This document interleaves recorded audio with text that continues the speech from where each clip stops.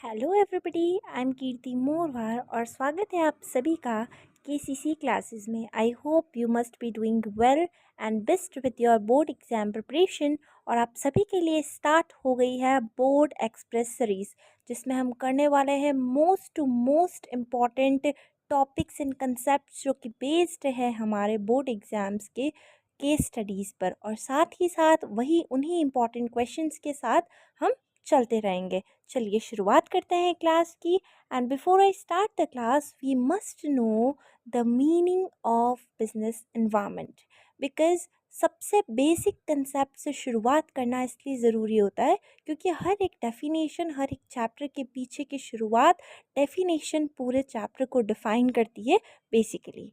बात करें business environment की, तो business environment refers to the total of all the things external to firms and industry which affect their organizations and operations।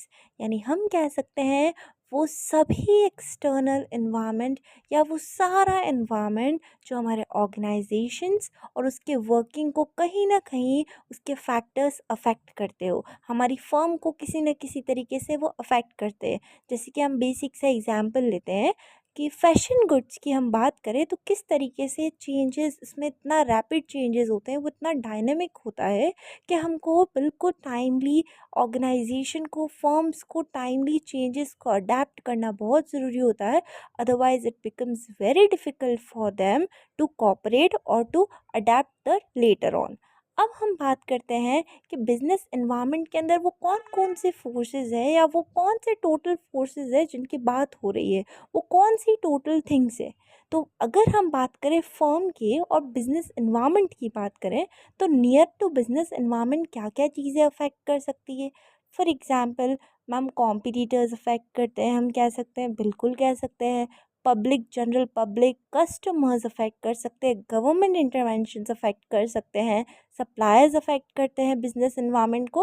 We are taking all the things जो firm की external हो। अब ma'am ये external क्यों लिखा हुआ है? Basically यदि हम इंटरनल की बात करें बिजनेस एनवायरनमेंट की, तो वो तो एम्प्लॉयज़ हो जाएंगे। वो सभी बिजनेस एनवायरनमेंट के इंटरनली जो बिजनेस को अफेक्ट करते हैं, जैसे board of directors, employees, they are not the part of external. यहाँ बात हो रही है एक्सटर्नल फर्म के, जैसे कि कोई पॉलिटिकल इन्फ्लुएंस हो रहा है, कोई एक्ट आ गया है जिसकी वजह से कंपनीज एक्ट के थ्रू कुछ पॉलिसीज़ माननी होगी। ऐसे कौन कौन से फैक्टर्स हैं जो कि अफेक्ट करेगा बिजनेस इन्वायरमेंट और ऑर्गेनाइजेशन की वर्किंग को। इसी के ऊपर हमारा पूरा चैप्टर सराउंड करता है। अब हम बात करते हैं what are the characteristics of business environment. यदि हम बिजनेस इन्वायरमेंट के कैरेक्टरिस्टिक्स की बात करते हैं, तो बिजनेस इन्वायरमेंट के characteristics are very different and they define whole definition, यानी they are different from that of internal factors, they are all relatively related to the external factors जो firm को अफेक्ट करते हैं। जैसे कि हम फीचर्स या कैरेक्टरिस्टिक्स की बात करें तो वो डिस्क्राइब करता है बिजनेस एनवायरनमेंट को। And the first feature is, जैसा कि हमने पढ़ा डेफिनेशन में, टोटलिटी ऑफ एक्सटर्नल फैक्टर्स, यानी वो सभी factors, it refers to sum total of all the things external to business firm as an aggregative in nature. यानी हम सभी एक्सटर्नल फैक्टर्स को एग्रीगेट करें, सम ऑफ करें, तो जो भी फैक्टर्स अफेक्ट करते हैं बिजनेस एनवायरनमेंट को, उसकी वर्किंग को, here comes totality of external forces. Next comes specific and general forces. If we talk about specific and general forces, business environment includes both specific forces and general forces which affect the business environment directly or indirectly। अब ma'am specific forces कौन से होते हैं और general forces कौन से होते हैं?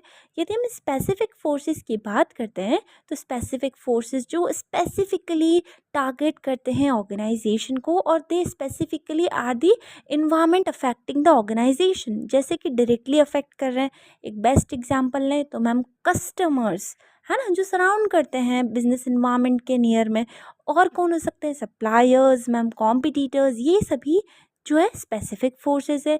जनरल फोर्सेस की बात करें तो जनरली ऐसा फोर्स है ये, जैसे हम बात करते हैं legal environment which affect all the organisation in general, है ना। कोई ऐसा इन्वायरमेंट, कोई economic environment, for example inflation आ गया या जीडीपी बढ़ गई, तो ऑर्गेनाइजेशन क्या सिर्फ एक अफेक्ट होगा? नहीं, कोई कस्टमर से या किसी पब्लिक से एक ऑर्गेनाइजेशन अफेक्ट हो रहा है तो it is specific, but all overall organisations are getting affected, तो वो कौन सा हो जाएंगे? General forces.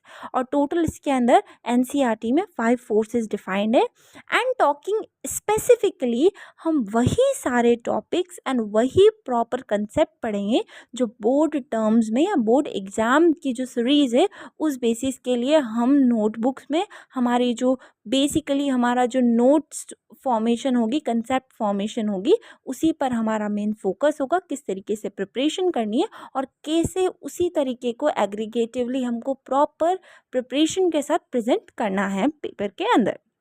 नेक्स्ट टॉपिक आता है interrelated, means different part of business environment are closely interrelated. How the business environment are closely related with the different parts, यानी increased life expectancy and increased awareness of health product have in term change people life style. मतलब कोई दो चीज़ें इतनी inter related होती है कि कहीं ना कहीं वो किसी और चीज़ को अफेक्ट करती है। So if we think that नहीं business environment is directly affecting something, no, there are many other factors जिसकी वजह से business environment जो है कहीं ना कहीं, जैसे लाइफ एक्सपेक्टेंसी बढ़ रही है तो लोग किस पे शिफ्ट हो रहे हैं मैम? हेल्थ प्रोडक्ट्स पे शिफ्ट हो रहे हैं, तो देयरफॉर क्या हो रहा है? लोगों की, पीपल की लाइफ स्टाइल चेंज हो रही है। So it is inter related, this is the third feature. और ये जो एग्जाम्पल है, this is an example of NCERT book only, so better take it in mind because case studies are basically based on examples of NCERTs only. Okay, चलिए next topic आता है। Next topic means next feature आता है, that is dynamic nature. Business environment is dynamic in nature, that is, it keeps on changing whether in terms of technology or shift in consumer preferences. Here, dynamic in nature means it has to adapt itself with the changing environment. जैसे जैसे technologies change हो रही है, shift in consumer preferences हो रहा है, organisation को भी अडेप्ट करना पड़ता है ताकि स्टेबिलिटी बनी रहे या ताकि सर्वाइवल बना रहे मार्केट के अंदर। यदि हम नेक्स्ट टॉपिक की बात करें यानी फीचर्स को ही कंटिन्यू करें तो नेक्स्ट आता है अनसर्टैनिटी।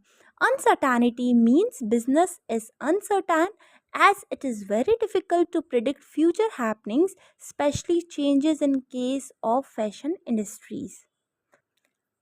हमें नहीं पता फ्यूचर हैपनिंग्स कैसे हो सकती है, व्हाट सॉर्ट ऑफ कंटिजेंट या किस तरीके से फैशन इंडस्ट्रीज़ में चेंजेस आ सकते हैं या किसी भी इंडस्ट्री में कंज्यूमर प्रेफरेंसेस में, इकोनॉमी में चेंजेस की वजह से बिजनेस एनवायरनमेंट क्या होने वाला है आने वाले फ्यूचर में, we don't know. So this is very important feature कि बिजनेस एनवायरनमेंट बिल्कुल अनसर्टेन है। हमें नहीं पता आने वाला जो सराउंडिंग होगा हमारा या आने वाले समय में क्या फ्यूचर हैपनिंग्स हमारे ऑर्गेनाइजेशन को अफेक्ट कर सकती है। नेक्स्ट आता है complexity. Business environment is easier to understand in parts but difficult to grasp in its totality. Basically यदि हम बिजनेस एनवायरनमेंट को पार्ट्स में समझे या हम कह सकते हैं कि कुछ स्मॉल फैक्टर्स सिंगल फैक्टर लेकर समझे तो it may be easy to understand, but to understand it in the totality, जब हम सभी फोर्सेस सभी फैक्टर्स पर इम्पैक्ट डालकर देखते हैं तो हमको नहीं पता कि आने वाले समय में how much complex would it be. Means it is not very easier to understand with its totality. It may be difficult to know the impact of the factors due to change in the demand of the product. हमको पता है कि product के demand में changes आ रहे हैं तो we will get to know, but उसकी वजह से क्या कॉज एंड इफ़ेक्ट हो सकता है वो पता करना बहुत डिफ़िकल्ट होता है। So it is very complex. Okay, next term come is relativity. Relativity कहता है एक बहुत ईजी सा एग्जांपल लेना चाहूँगी मैं कि business environment is relative concept as it differs from country to country and even region to regions. एक एग्जांपल आप सभी के एनसीईआरटी के बुक में है, आई थिंक सो, कि जो साड़ीज़ जो है, यदि आप एक साड़ी की शॉप लगाते हैं, बिजनेस खोलते हैं साड़ी का इंडिया में, तो you may have a great demand.